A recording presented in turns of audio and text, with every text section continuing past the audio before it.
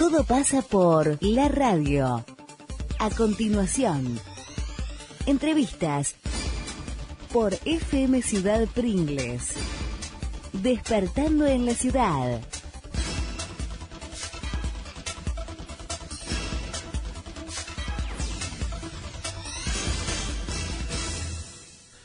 Muy bien, y cuando faltan 3 minutos para las 11 de la mañana, lo anunciábamos en la apertura, después también lo dijimos cuando ya se hacía efectiva la presencia de nuestros invitados, la señora Mónica Orasi, por un lado, referente del municipio en el área de turismo, y un invitado que, a juzgar por su currículum, nos va a ilustrar bien de qué es el turismo. Se trata de, supongo, no me acuerdo bien en lo que leí, porque leí varias cosas de Luis Cohen, que nos acompaña aquí en estudio, nacido en la ciudad de Trenquelauquen, en el oeste de la provincia de Buenos Aires, pero con una presencia de muchos años en España. Y bueno, de eso le vamos a preguntar. La presentamos primero por una cuestión de galantería a la dama presente, a Mónica. ¿Cómo estás, Mónica? Buen día. Sí, buenos días, Ricardo. Gracias por tu espacio y buen día a toda tu audiencia. Bueno, tu acompañante, sí, el invitado de hoy, le vamos a pedir también que nos haga una sinopsis de su presencia en España, bueno, y de por qué esta ligación con el turismo y esta posibilidad de incrementar en esta zona el turismo rural. Le damos la bienvenida, Luis. ¿Cómo estás? Buen día. ¿Qué tal? Buenos días. Buenos días a la audiencia también y muchas gracias por la invitación. Bueno, efectivamente, como decías, yo soy nacido en Trenquelauquen, oriundo del oeste bonaerense. No sería justo si no diría que soy patagónico por adopción. Viví 14 años en la Patagonia, donde estudié la carrera de turismo en Neuquén. Luego viví en Viedma, Bariloche, Bolsón, Chipoleti, etcétera.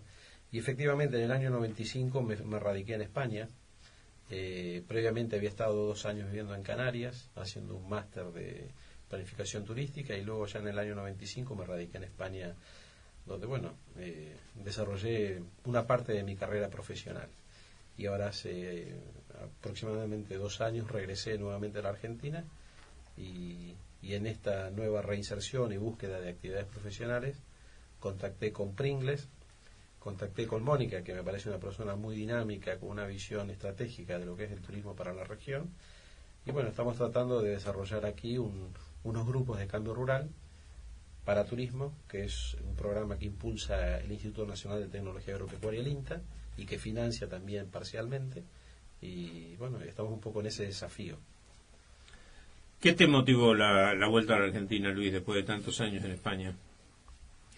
Bueno, por una parte fue un tema personal, y por otra parte también la situación económica de España se complicó mucho. Yo trabajaba como consultor turístico, igual que aquí, pero allí mucho para programas de la Unión Europea. Los programas de la Unión Europea comenzaron a descender mucho en presupuestos y en frecuencia de convocatorias, porque son convocatorias públicas a las que uno se presenta, puede ganar o puede perder.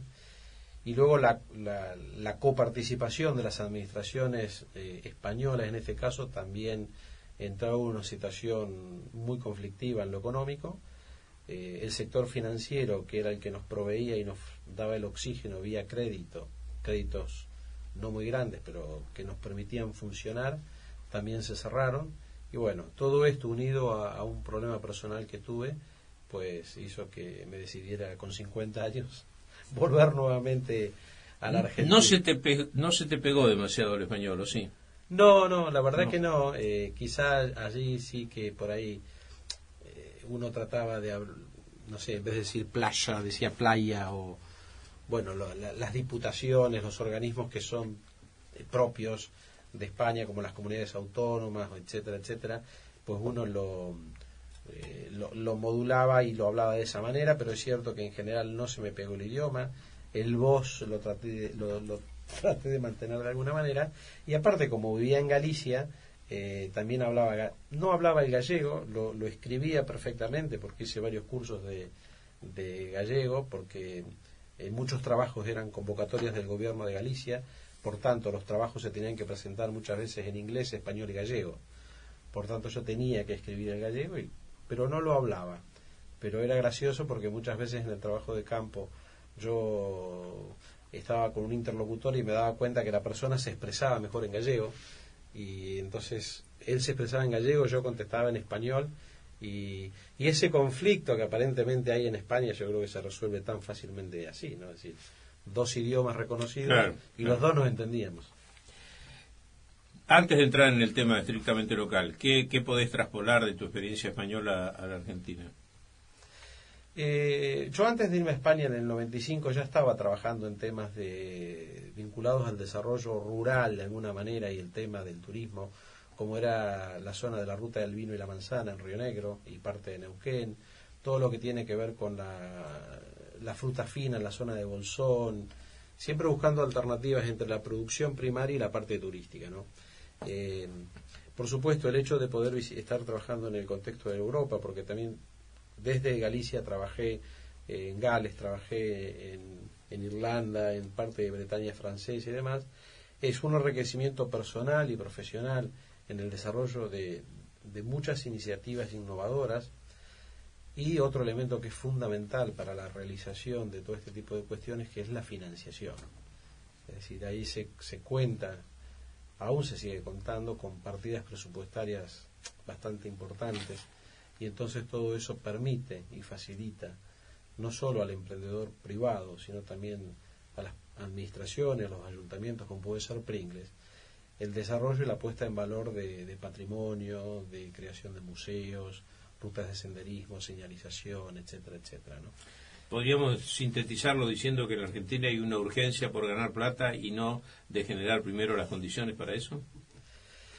Sí, yo creo, yo ahora que estoy recorriendo un poco la Argentina, básicamente me estoy centrado en la provincia de Buenos Aires, hay problemas importantes de financiación, porque por ejemplo, hay financiación a lo mejor para pagar un consultor, un asesor, un estudio, un proyecto, pero luego todo lo que queda plasmado en esos folios, en esos documentos, hay que ejecutarlos, y la ejecución de todo eso lleva mucho tiempo y necesita, o sea, gestionar esos fondos es muy problemático. Por ejemplo, yo en Ayacucho estoy trabajando en la puesta en valor de un tren histórico, una locomotora de 1902, que la idea es que una Ayacucho con Tandil, son 60 kilómetros.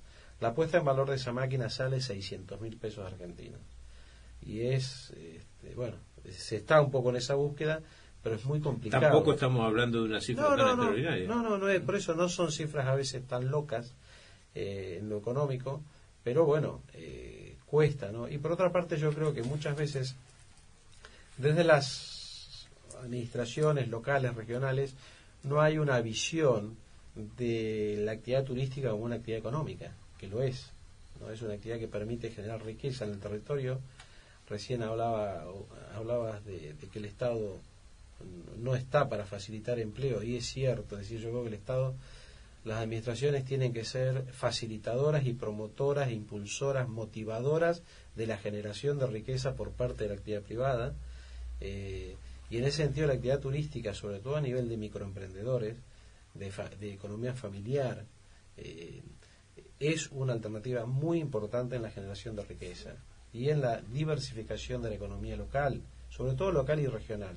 Y entonces yo creo que falta esa visión de los poderes locales, léase municipios o conjunto de municipios, en tener esa apuesta estratégica como actividad económica. Yo soy de Trenquelauquen, lógicamente Trenquelauquen, su base es el cereal, es una cuenca lechera muy importante y un ícono del polo argentino.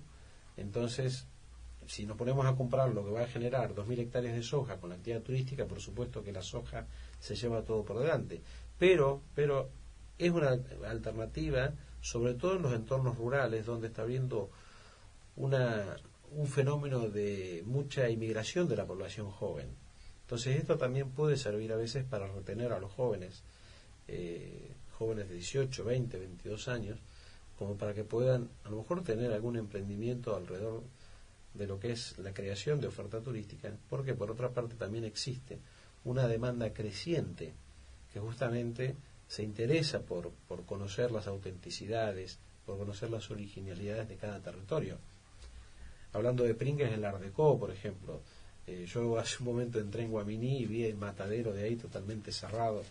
Y me acordé de Pringles porque también ahí hay Art Deco. Y dije, qué lindo sería que aquí, no sé, un museo o algo, ¿no? Claro. Poder reaprovechar todo ese patrimonio yo tan valioso. te iba a interrumpir. Vos hiciste una cita acerca de la inmigración rural, del desarraigo, si lo queremos llamar de otra manera, me parece más taxativa. Y esto tiene que ver con la sabiduría que han tenido en Europa de mantener la malla social, ¿no? Es decir, de generar situaciones en la campiña de las diferentes poblaciones rurales o en ciudades pequeñas también de Europa, donde se ha mantenido esa malla social y no se han generado las el Gran Buenos Aires, el Gran Córdoba, tenemos el Gran Bahía Blanca, una ciudad que hasta hace 20 años o 25 años era una ciudad con un crecimiento demográfico determinado, de pronto empezó a crecer inusitadamente y a generar un Gran Bahía Blanca, que es un Gran Bahía Blanca en lo económico malo, en lo social, en lo delictivo, es decir, y no por aquello de que la gente que no tiene trabajo sea ladrona, porque ese es un preconcepto, pero sí que se generan situaciones sociales difíciles de resolver. Entonces, me parece que a lo que vos apuntás es un poco también a eso, ¿no? A recoger esas experiencias de esos países donde darle alternativas a la gente que no se vaya, que genere, ¿no es cierto?, condiciones económicas. Y en eso el turismo rural puede ser una alternativa para este tipo de poblaciones que ha demostrado en los últimos años no tener capacidad para generar grandes emprendimientos económicos.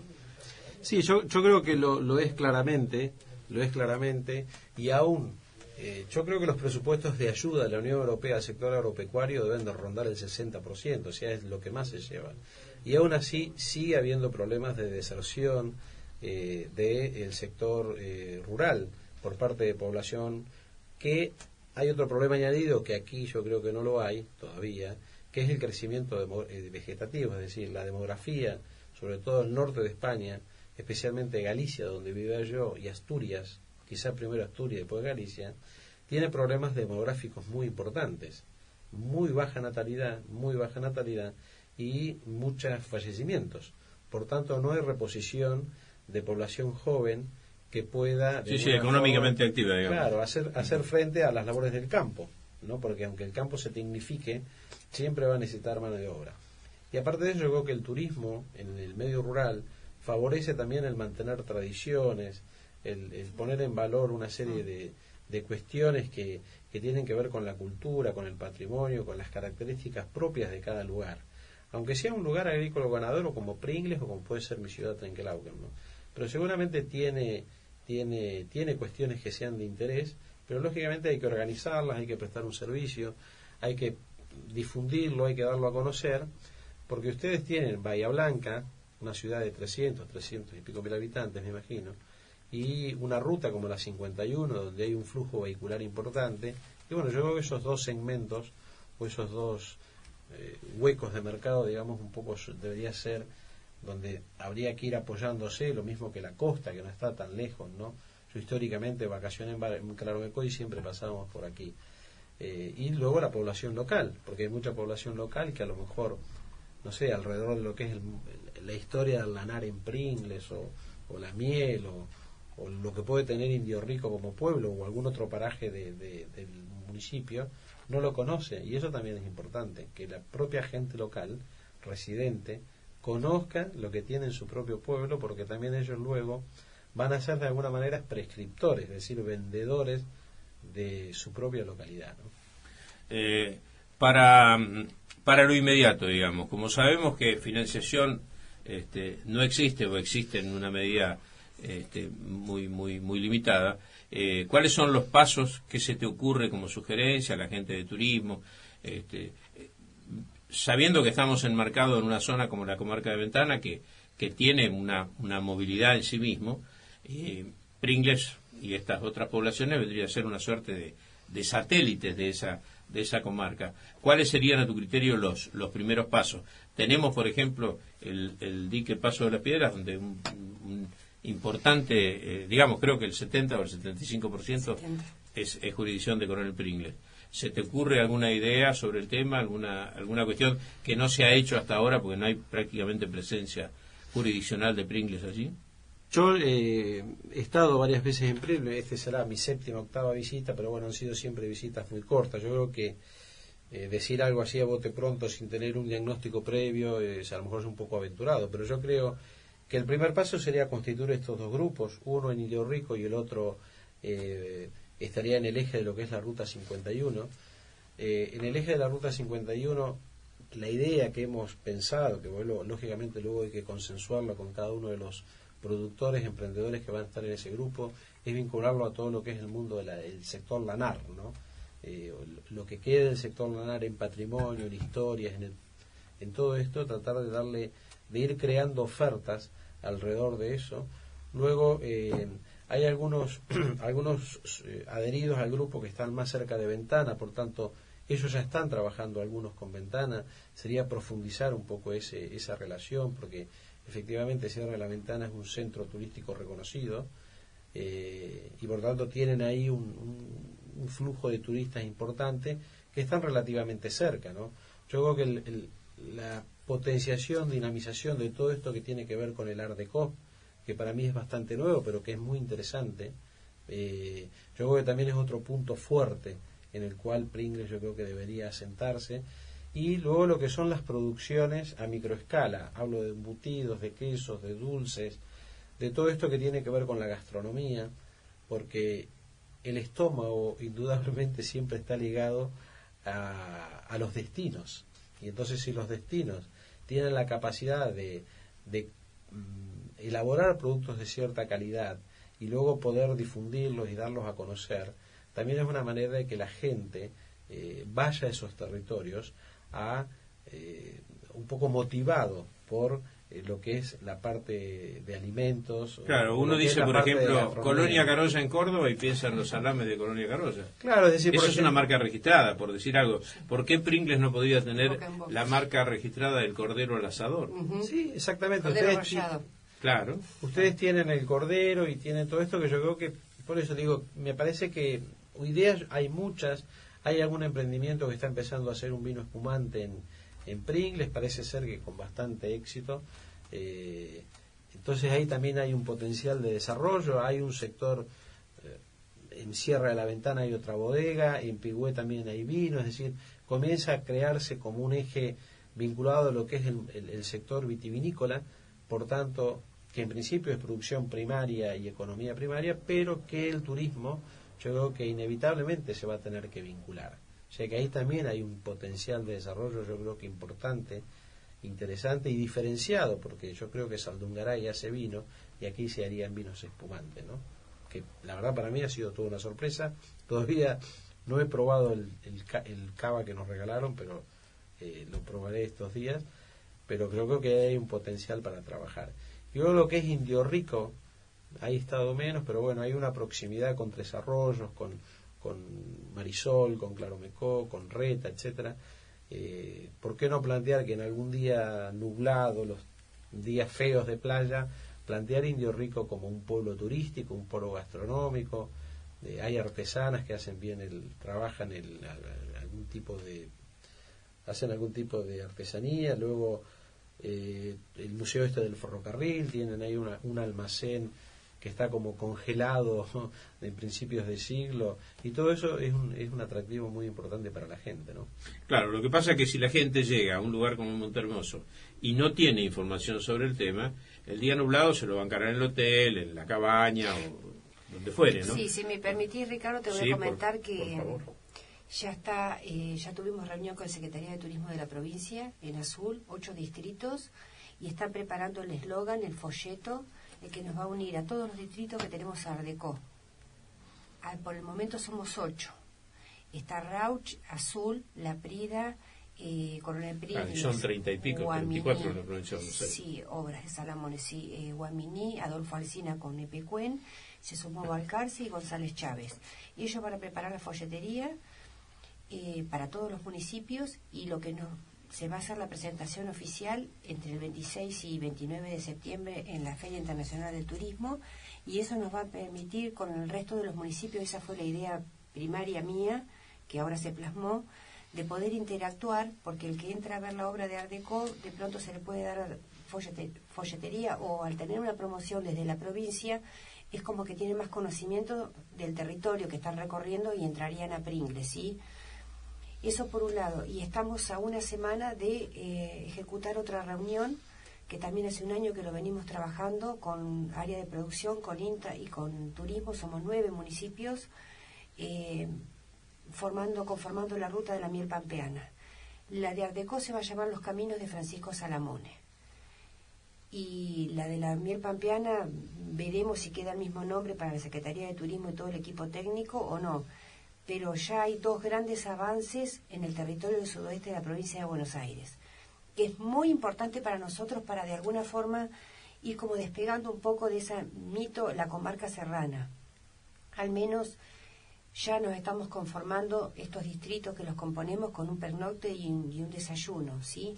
Una entrada de esos 3.000 autos que están pasando, al menos una minoría, ya nos está generando al panadero, al artesano, a todos, por supuesto al hotelero, ¿no? Nos está generando algún ingreso menor, pero un ingreso al fin, ¿sí? Más lo que está comentando Luis de los 2 grupos de turismo rural, que bueno, que hay que estudiar bien el territorio, cómo conformar Claro, esta es una tarea de construcción lenta, ¿no? Nadie es una carrera de fondo. Claro, yo siempre porque, digo lo mismo. Si viniese un consorcio internacional y construye como en Arabia Saudí, no, en Jordania, ¿no? Que están construyendo un hotel con 10.000 habitaciones. Es decir, si viniera algo de eso, si uno pudiera aspirar a ese tipo de cosas, pero sabemos que son absoluta fantasía. Es decir, claro, hay que contar con los elementos que uno cuenta y que de pronto puedan ser un factor identificatorio, como vos decías, ¿no? Claro. El Lanar es una historia. En una época había una portada en la vieja entrada, antes que se construyera la Ruta 51, que decía Coronel Pringles, capitán de los Lanares, porque era en todo el país el partido de mayor concentración de ganado ovino. Claro. Bueno, acá hubo 2 lavaderos de lana, que todavía uno de ellos está armado, sin funcionar, y bueno, y el otro es el parque vial municipal, es decir, el parque municipal en realidad, donde queda la estructura edilicia. Quiero decir, hubo una historia relacionada con esa producción, pero bueno, mal o bien todavía quedan algunos lanares en Pringles. Entonces, ese tipo de cosas que vos planteabas como factores identificatorios que hacen a la historia, a la cultura, también, es decir, lo tan importante. A mí en España lo que me llamó la atención, la conservación de todo lo que es el patrimonio histórico y arquitectónico, ¿no? Es decir, es una maravilla como tienes. No es de España, es de toda Europa, ¿no? Naturalmente que es así. Y nosotros acá muchas veces lo hemos visto en Pringles. ¿Cuántos frentes de casa Art Deco han sido? Estamos trabajando en una ordenanza. Claro, hay que dictar una ordenanza.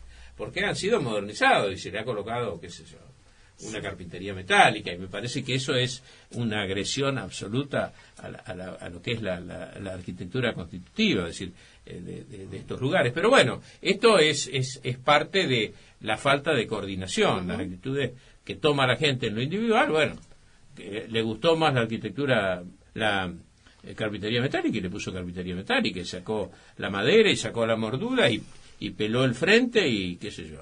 200 casas tenemos relevadas con impronta de porque claro, los mismos albañiles que trabajaron para el municipio después mantuvieron esa impronta salamónica en esas molduras que salen. Bueno, calle Saint Peña, calle Avenida 25 de Mayo, calle Moreno, tenemos varias, 200 identificadas y fotografiadas.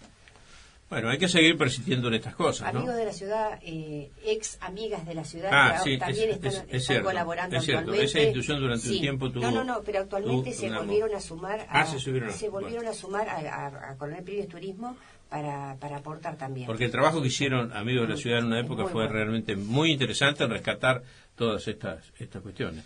Bueno, amigo Luis, ha sido un gusto tenerlo por aquí. Les espera una tarea ardua, ¿no? Sí, yo insisto, esto uno después de tantos años lo tiene claro, y es bueno también hablarlo con los emprendedores y con los productores, lo que decía hace un rato, ¿no? Que es una carrera de fondo, y aparte uno está hablando con gente que en principio no es del sector turístico, porque un productor agropecuario, un señor que elabora miel o un señor que tiene un tambo muchas veces no es del propio sector agropecuario, es un señor que elabora vino. Y entonces uno a veces se encontraba con el problema de que esta gente trabaja de lunes a viernes, de lunes a sábado, y el horario turista es sábado, domingo y feriado. Claro. Por tanto, implica un sobreesfuerzo por parte de los de estos microemprendimientos, generalmente de gestión familiar, pero yo creo que ahí hay un rol importante, que es el de la mujer muchas veces, porque a veces la mujer un poco, porque tiene...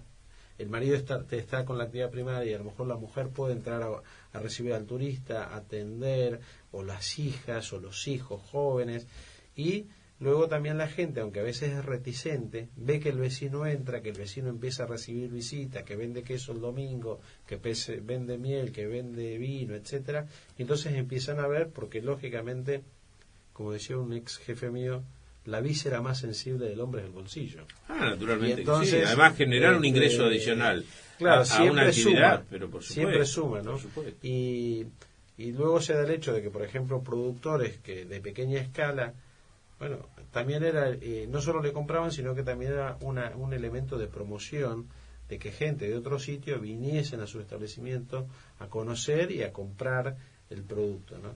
Y esto, lógicamente, genera una economía pequeña al principio, pero que bueno, de a poco empieza a funcionar, y es lo que en definitiva hace que la gente luego continúe con este tipo de cuestiones, porque bueno, ve que puede sacar algún tipo de provecho. Además incrementa notablemente el Producto Bruto Interno y la circulación de dinero en la ciudad. Es decir, el que gana plata en la ruta vendiéndole a un turista vuelve a volcarla en la ciudad, ¿no es cierto? En sus consumos, en el incremento de sus consumos, en fin, de lo que caracteriza la circulación de la moneda, ¿no? Así que bueno, ha sido un gusto tenerte, Luis, te reitero, y estamos a las órdenes de ustedes para la difusión de las tareas que seguramente vamos a ver que realizan. Bueno, muy amable, gracias. Bueno, gracias, Mónica.